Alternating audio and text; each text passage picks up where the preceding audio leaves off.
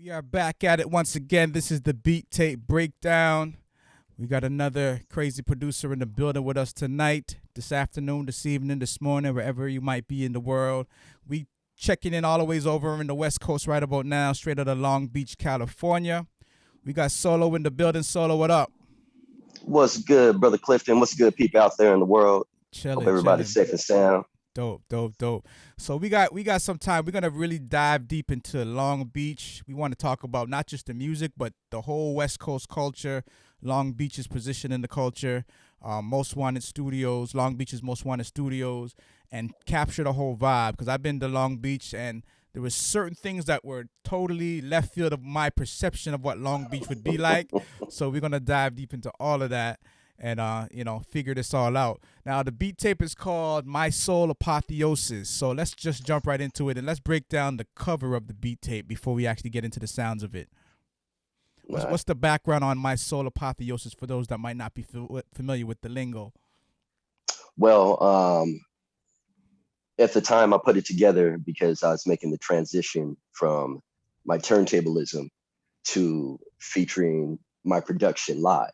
So the beat scene is heavy out here, but it's there's two lanes. You're a producer or you're into the beat scene and the beat culture, Right. where you're doing things live with the MPC or the SB44, Right. whatever is your weapon of choice. Right. So me just being a DJ turntablist by background, by trade. I've been a DJ since I was like 11, 12 years old. Wow. So, but grew up as a scratch DJ. Okay.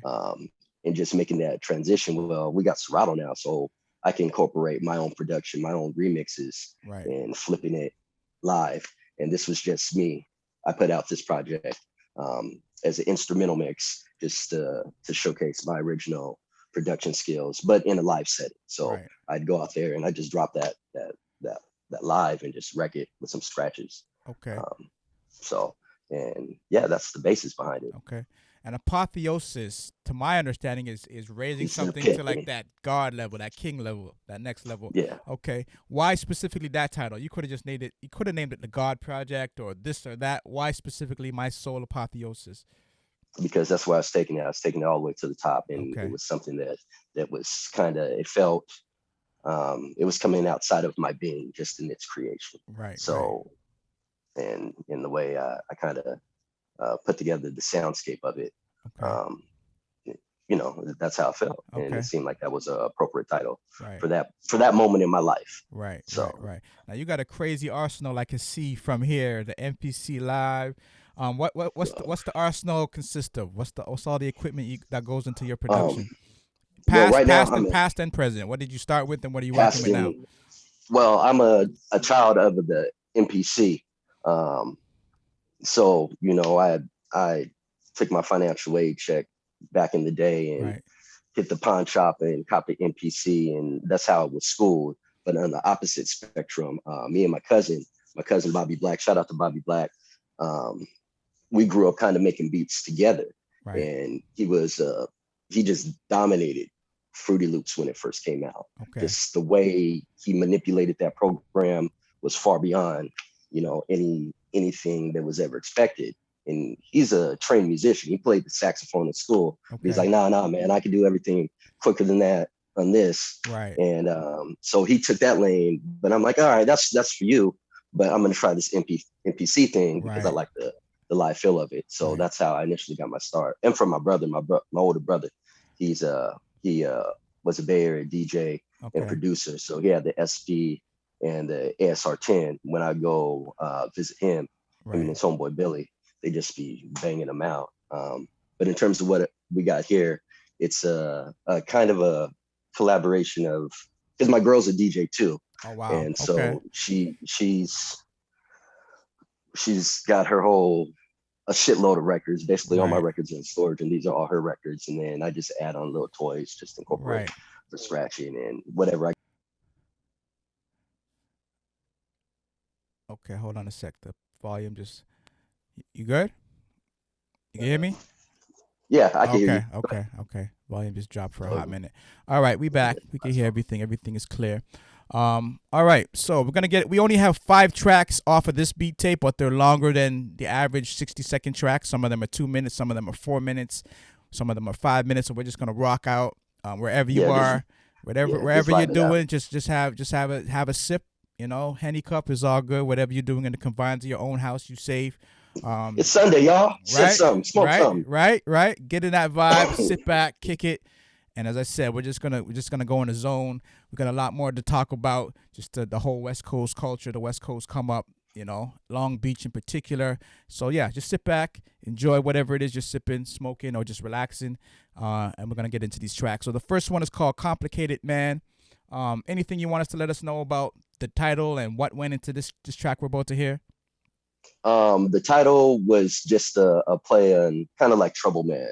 Okay. I had Trouble Man in mind when I was kind of putting this together slightly, and that's kind of a play on that title. Right. Okay. All right. Complicated man. Let's jump right into this. This is solo. The beat tape is called My Soul Apotheosis. And let's jump right into it. Complicated man. Let's get it. You are now in the mix with DJ Solo.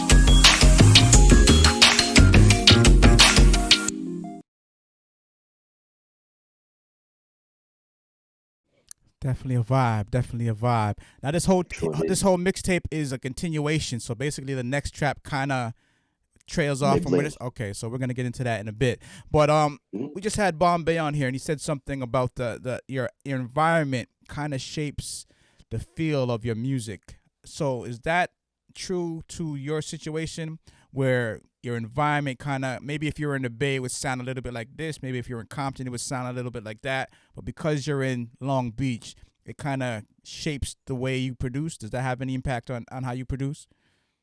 Yes, it does, but I wouldn't say so much with this particular project. Okay. Um, I'm originally from the Bay Area. Okay. I was Okay. born in San Jose, and I kind of lived everywhere in between. Right. San Jose, Santa Cruz, Fresno, pretty much anything that starts with a San. I Right. lived, Right. and in terms of just the Long Beach influence, um, I think that influence comes later on in the beat tape, outside of the initial tracks that I gave you. Right. Towards the end, yeah, definitely. Then it gets a little bit more gangster with it, and you can't, when you step out the house, like you said, it's a vibe, Right. and you're in the streets, so you're amongst the street culture, but Right. that doesn't take away from any of the creativity. In fact, it make you that much more creative Okay. with your environment, because there's so different, many types of styles within that, Right. you know. So yes and no, to answer Okay. your question. Okay. What is the So, yeah. differences in vibes between the Bay Area, for example, and a Long Beach, or even a Compton, Crenshaw? Is there a specific flavor for someone that's never been to the West Coast? How would you describe the differences Yeah, in the Bay to the beach? there's different mind states. The Bay Area had a lot more forward hustle. Right. Cats were just stuck out the house. We got to get it done. We got to get something popping. Right. And but the thought process is just a little bit different, and the underground scene is different. Okay. So from when I lived there growing up, and this was I don't want to date myself, but this Right. was in, I went to school out there in the the late 90s, Right. and that underground scene is different than how it was in LA, because gang culture was very prominent out here, Right. where underground cats, they had to kind of veer off from being set tripped on a little bit more out here versus the Bay Area, where it's nothing uncommon to see somebody, a backpacker, and just maneuvering through the streets. Right. Everybody was a little bit more comfortable in that setting, Right. where you'll be out here in LA, they'll just be like, "Where you from?" You look kind of out of pocket, Right. and until you let them know exactly what you're about. And, you gotta get your respect from that basis, on Right. that basis, Right. if that makes any sense. Yeah, yeah, I got you. I Um, got you. Who would you artist wise? I'm just throwing this out there. Too Short, Snoop Dogg. Where would you lie on that scale? Because you kind of had a taste of both environments. Who would you more rock with, sound wise, artist wise? Short Dog or Snoop um, Dogg? that's a good one. I'd say Snoop in terms of lyricism. Okay. But my first cassette tape was a Too Short tape. Okay. My mom's boyfriend at the time, he knew him, so I took a little joyride with him, and they met up to handle their own little business, Right. and he copped a tape from him, a cassette tape, Freaky Tales, Now this is and that was, Too Short in the days when he was actually out the trunk.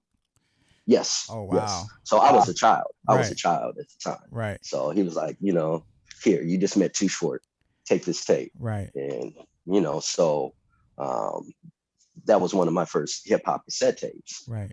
But in terms of just having an impression of me, I'd say Snoop, because when Snoop dropped, um, it was just unbelievable. And I was out here when Snoop came out, so Right. I wasn't in the Bay. Right. Um, Right. so I got to kind of see it from the ground up, Okay. and knowing and Long Beach Most Wanted, um, that was where Snoop recorded some of his first demos with the homie LC. The big homie LC used to work at VIP Records back in the day, That's and they crazy. all used to meet up there.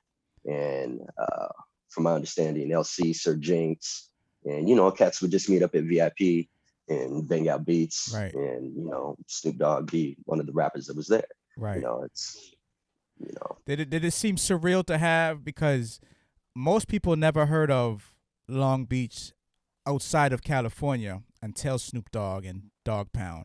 How did it feel like being there and like seeing your city catapulted to like the front of the hip hop? The world view is now on Long Beach all of a sudden. um to be amongst it, it's just you're moving so fast that I don't think you see it Right. from that perspective, at least for me. I wasn't in Snoop Dogg's shoes. So, and I wasn't someone that was directly around him as one of his peers. I'm somebody that's still getting my skills right from the ground up, because, you know, he's got years. I mean, dude's got at least 10, 15 years. I mean, so I'm looking at him like, yo, you dope. And I aspire to be where you at, but, you know, my style is completely my own. And so, you know, I was, you know, we were still doing with Snoop Dogg drop, we were still, you know, doing party crew stuff, and Cats was lightweight, still going to raves, and Cats was still breaking and, you know, dancing house. That's the tail end of that. So, you know, we're going out of one scene and going into another, but its impact on that city, you know, they love that dude. You know, nothing but love for Snoop. And, you know, just that whole, all them cats, Dog Pound, all of them.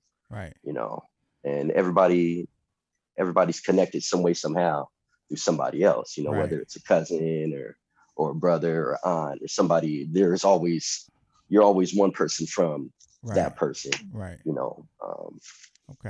But the sound, the G-Funk sound in itself, that left a lasting impression on pretty much every producer out there, you know. You know, that Warren G-Funk sound, but Daz created in his production, you know, that signified the West Coast. Right. Do you find the current generation, because I've been in Compton about maybe 2 years ago, is it 2 years? Right before Nipsey passed. It was about a couple months before that, and the cats we were chilling with, they didn't have what I would think would be a Compton sound at all.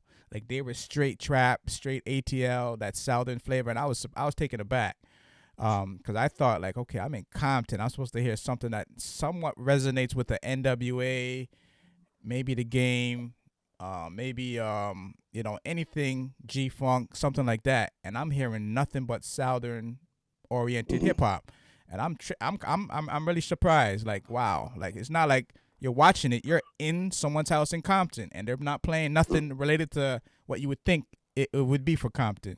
So are the current generation in Long Beach trying to hold on to that Daz, G-Funk kind of sound, Warren G kind of sound, or anything like that? Or nah, I think cats are just finding their own lane, and they're just doing what they feel and doing what they like. And they really have the mentality, you either fuck with it or you mess with it or you don't. I don't want to cuss on it. You either with it or you ain't. This is what I like, and this is how I come across. Like, you know, I had a studio session with some younger artists maybe 2 weeks ago, and, you know, their whole style was a real singy, kind of auto-tuned out style. Wasn't really lyrical at all. You know, just over the tone of it was kind of depressing.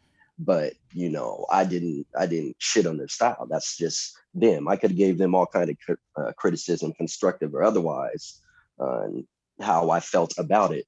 But, you know, this cat's in the studio with him and maybe 6 of his homies, and, you know, that's how they feel.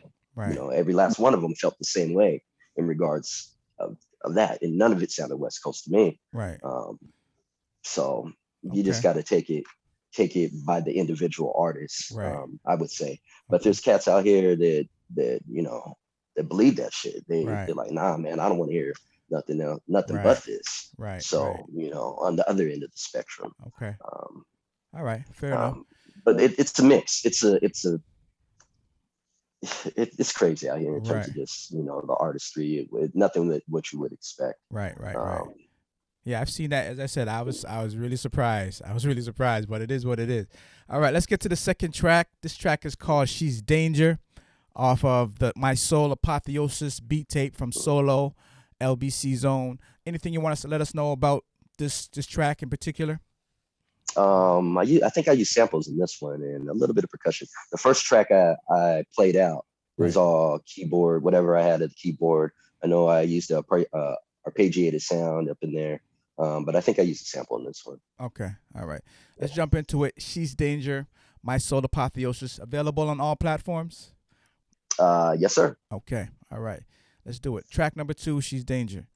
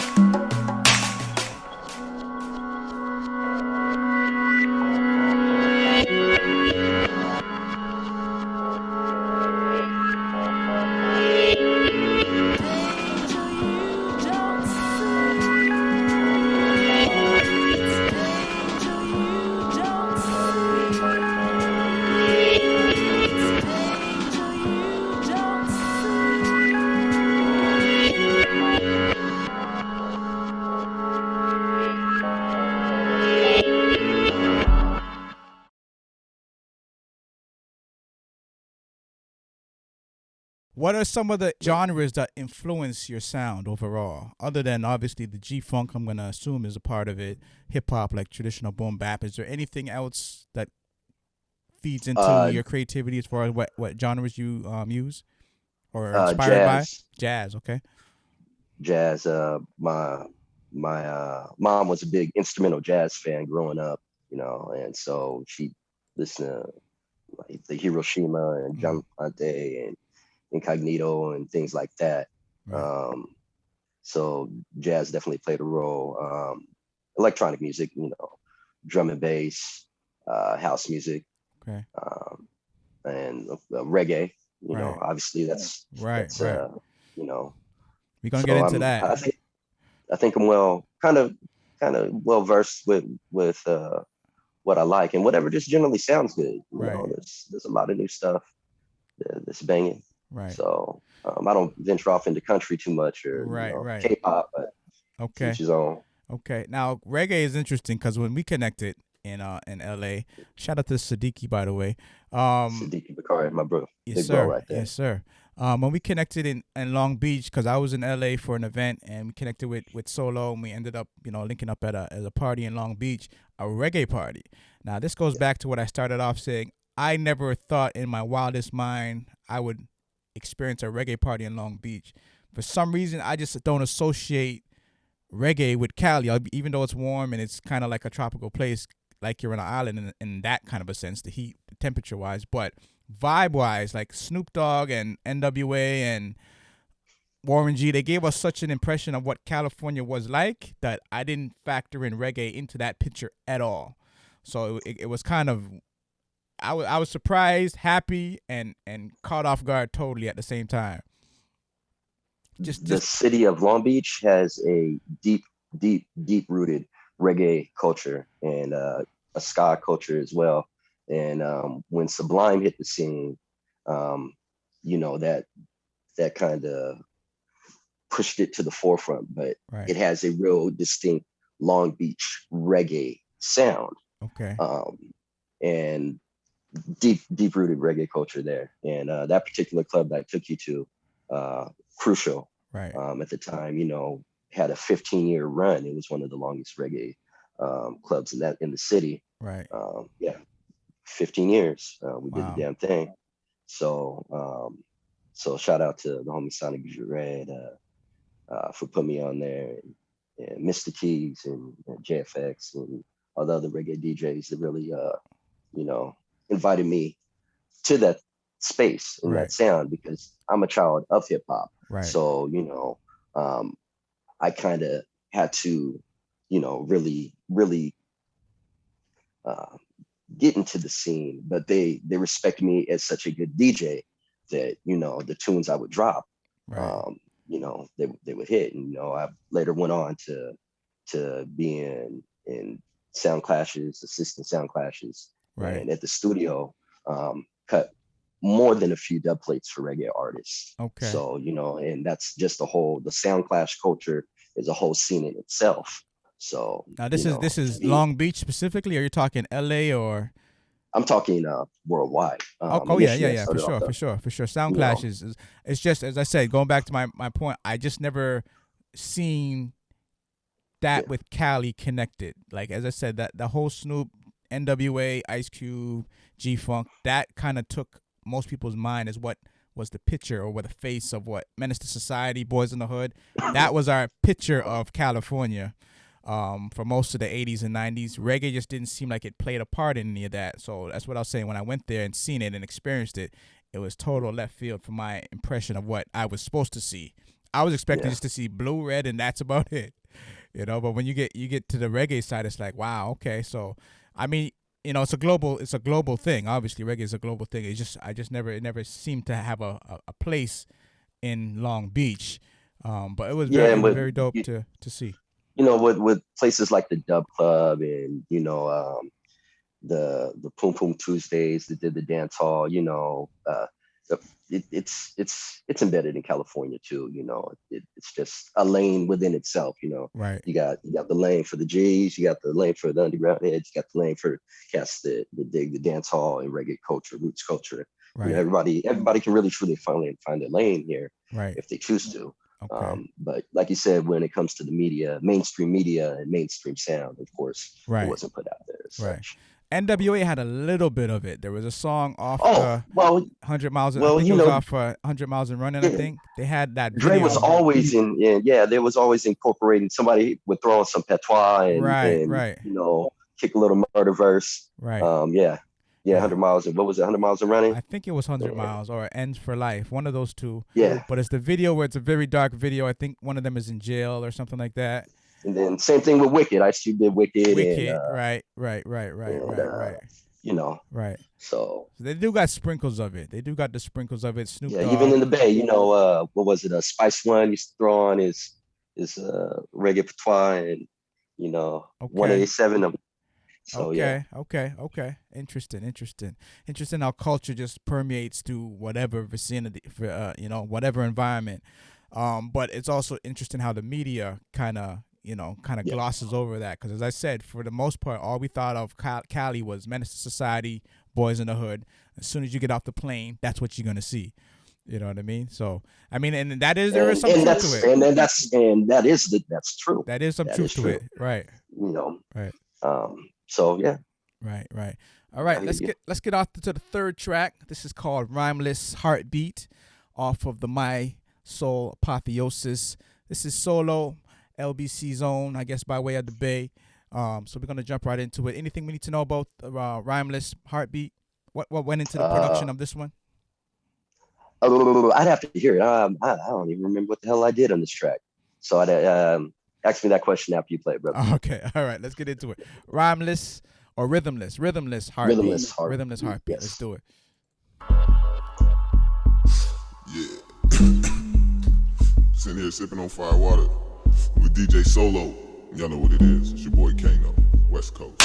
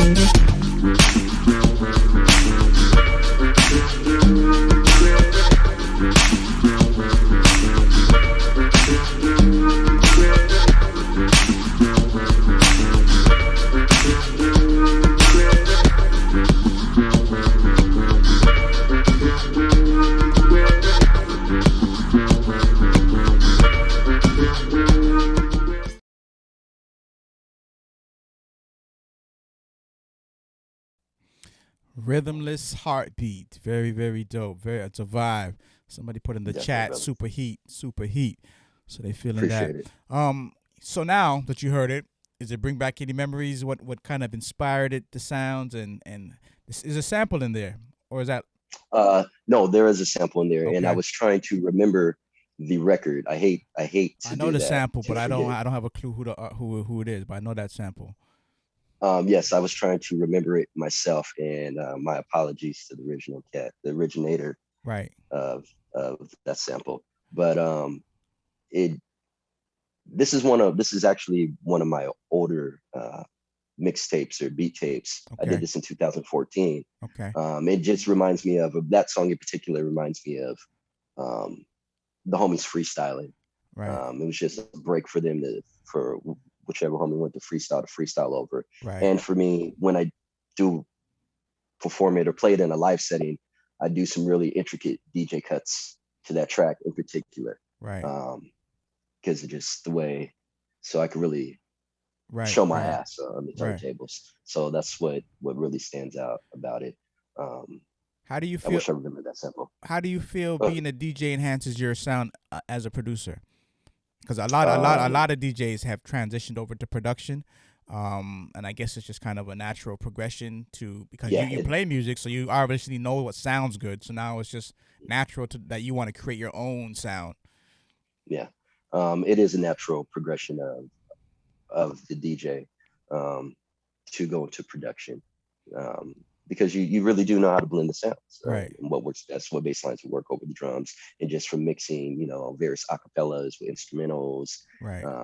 and it is a natural progression, Okay. um, and it should be a relatively easy one too, and in some senses, it's kind of expected. Um, you know, that's how I got into production.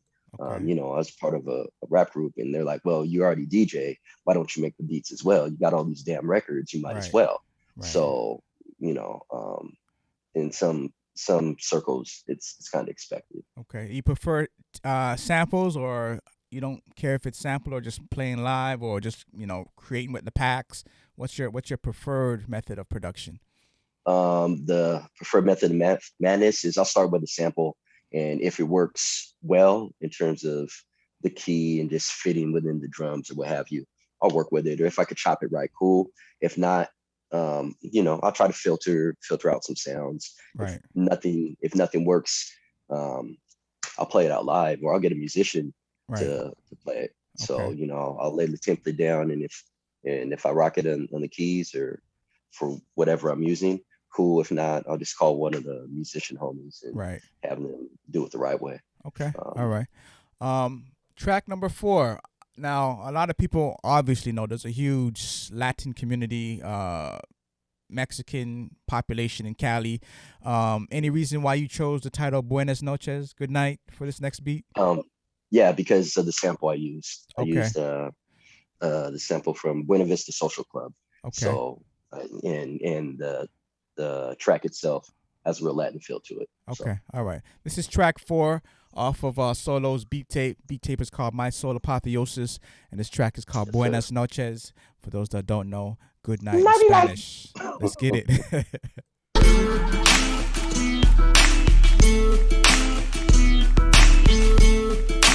Yo, I'm in the mix with Solo.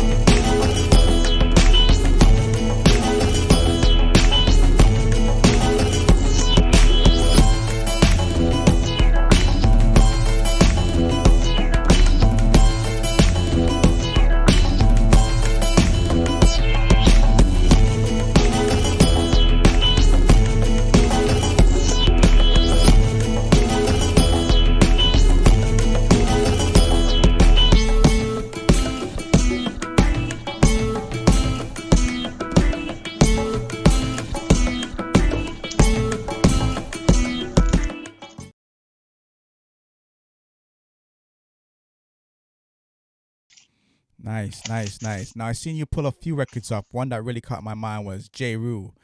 That's like classic, classic. Yes, it is. Absolutely, brother. The production on that is like impeccable. The Right. way Premier did that. He was in his prime. He was Yeah. definitely, bro. I heard some people debate between that album and Group Home's album. I was more leaning on the J. Rue side, but those that went on the Group Home's, I was kind of like, okay, I can see your point, but I'm still kind of leaning a little bit more on the J. Rue side. But you know, Primo in his prime. Was there any issues with when that conversation would come up between Dre and Primo? Was there any issue where you felt because of where you resided that you had to kind of go on the Dre side? Nah. Okay. In all honesty, where I'm from, where I live, it never really played a conversation on anything in terms of the only time in my thought process that where I lived became an issue is when I ventured out to the East Coast. The first time I went to New York, or when I went on tour to Atlanta, I thought I would stand out so much going to, Brooklyn and just maneuvering through, DC and Baltimore. When I got invited to Baltimore and Virginia and Atlanta, that, I thought that would be an issue. Just me standing out and being extra West Coast and not knowing the environment I'm in. Right. But, in terms of, we could debate about that stuff all day out here, and cats will openly say no disrespect to Dre. They'll be like, nah, fuck Dr. Dre. He ain't shit. He ain't got shit on Primo, and vice versa. Right. Be like, well, Dre created the West Coast him. Primo can do shit like Dre. And nah. So that's good for conversation. Right. And that's just good for the culture to have those open debates, Right. And it's fun too. So that never becomes the issue. Okay. In my setting, in my surroundings, we welcome it. We welcome the shit talking. Right. Anything of that nature. Okay. We got one more track off of the beat tape. It's called Sleepwalking. This is off of My Soul Apotheosis beat tape from S.O.U.L. Music is timeless. So even though it's been on a few years, music is music. Yeah. We listen to. And I said that initially because just looking back on how much my style has grown now, and just where I'm at now, and I actually sent you that because my last beat tape, so to speak, was a drum and bass jungle, and I thought that would be kind of overwhelming to send you something like that. You invite me on the show, and I start throwing jungle at right. Well, I mean, we open. It doesn't have to always just be hip hop or just be like trap or whatever. Music is music, and people come with all genres. We're not limited to just hip hop. We're gonna have our Afrobeat producers, dudes that get into their dance hall, all of that. R&B. So we're not limited to just what people perceive it should be, like hip hop and trap. There's definitely a lot. I mean, there's a lot more genres out there, and we've contributed to many different genres. People talk about metal, but you can't talk about metal and not mention Hendrix. So it's like, it is what it is. But let's get into Sleepwalking. Is there anything you can let us know about Sleepwalking before we drop it? This was just the outro track to make the transition into the rest of the mixtape. Because those first tracks, they were a composition within itself. Right. And then this was just like, write it out. And then we go into the next setting of the rest of the beat tape, which you can find, you can listen to at your convenience. And, just pull it up. Google me. I'm Googleable. Dope. All right. This is Solo. Last track off My Soul Apotheosis. And this is the beat tape breakdown. I'm going to jump right into this track, Sleepwalking. Check it out.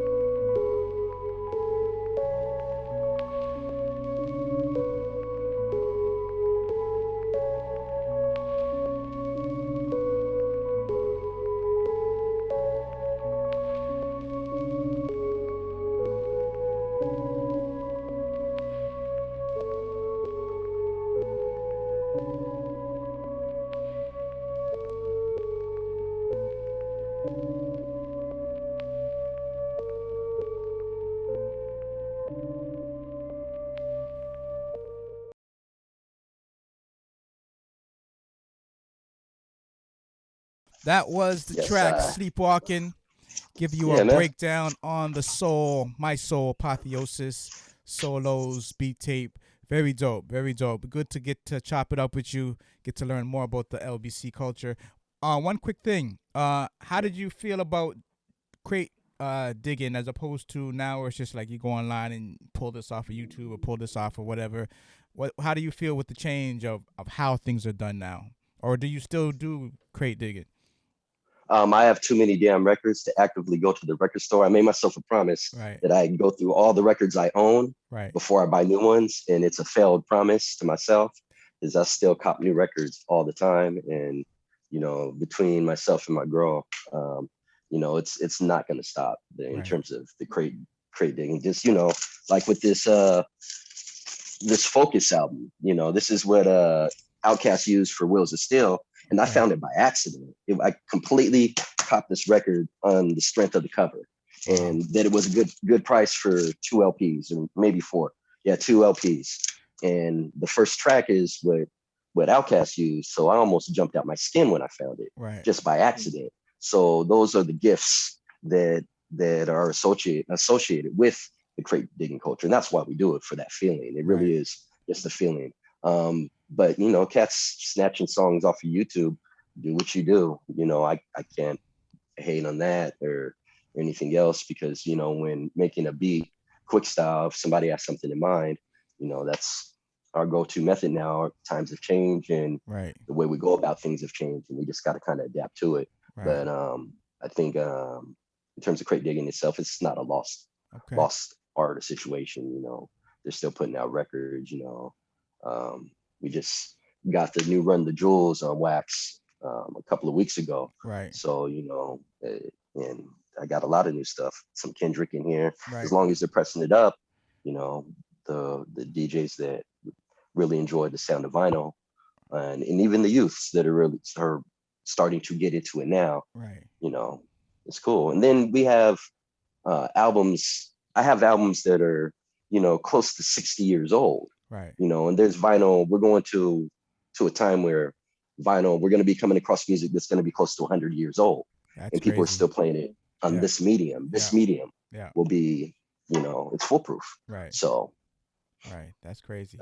There's been discussions recently. I seen an interview with oh man, who is it with? It's an artist from Wu-Tang, I believe. And they're just talking about with publishing, it's an issue because, as you, I'm sure, are aware, a lot of big artists selling their publishing, like dudes that have insane catalogs, and all of a sudden, like clockwork, everyone's just selling, and it makes you wonder, like, why is all these big artists with these crazy publishing, catalogs, selling it all off?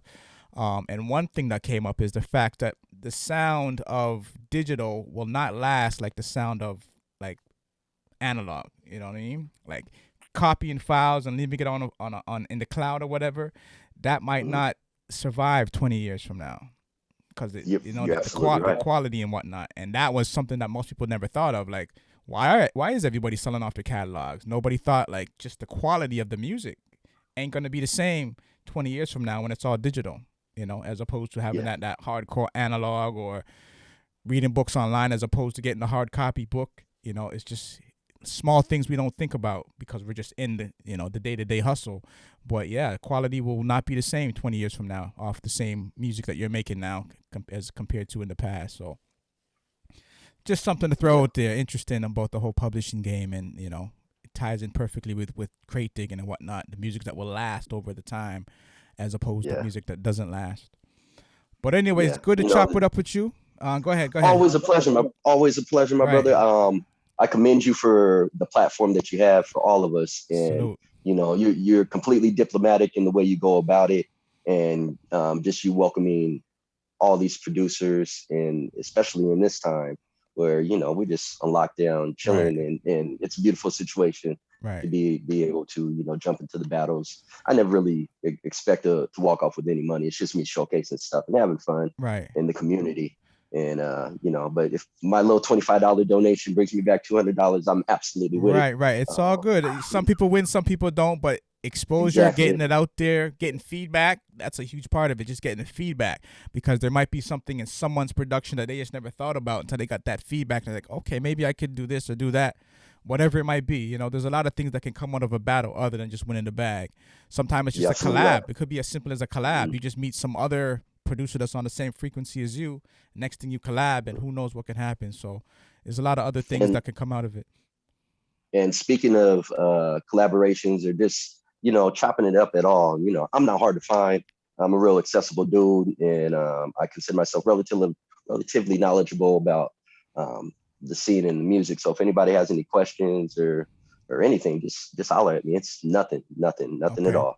IG, you have 2 or 3 different accounts on IG. Am I correct? I have two. I have the solo verse, Right. which is my own personal, and then Beats, Rhymes, Soul Production, which is my platform.